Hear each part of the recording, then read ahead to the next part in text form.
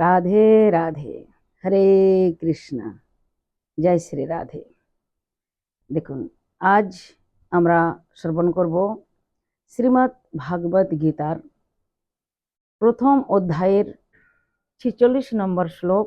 সঞ্জয় উবাচ এবং মুক্তা অর্জুনঃ সংখ্যে রথাপস্তঃ উপাবিশৎ বিসৃজ্য সহস্রম চাপম শোক সংবিঘ্ন মানসঃ। এর বাংলা অনুবাদ।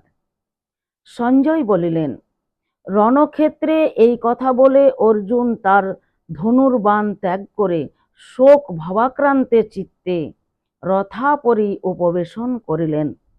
এর তাৎপর্য, শত্রু সৈন্যগণকে নিরীক্ষণ করতে অর্জুন রথের উপরে দাঁড়িয়ে পড়েছিলেন, কিন্তু তিনি শোকে এতই মোহমান হয়ে পড়েছিলেন যে তার গান্ডীব, ধনু, অক্ষয় তৃণ ফেলে দিয়ে তিনি রথের ওপরে বসে পড়লেন।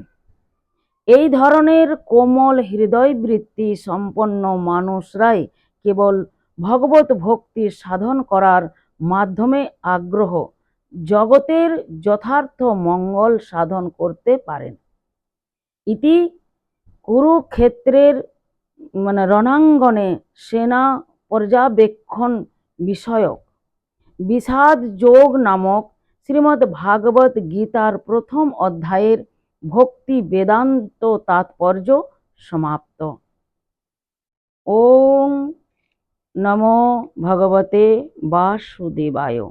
প্রথম অধ্যায় অর্জুন বিষাদ যোগ আজ এইখানে সমাপ্ত। আগামীকাল আমরা এর পরের অধ্যায়, দ্বিতীয় অধ্যায় শঙ্খযোগ শ্রবণ করব। আজ এইখানেই সমাপ্ত। হরি ওং তৎসৎ, হরি ওং তৎসৎ, হরি ওং তৎসৎ। জয় রাধে।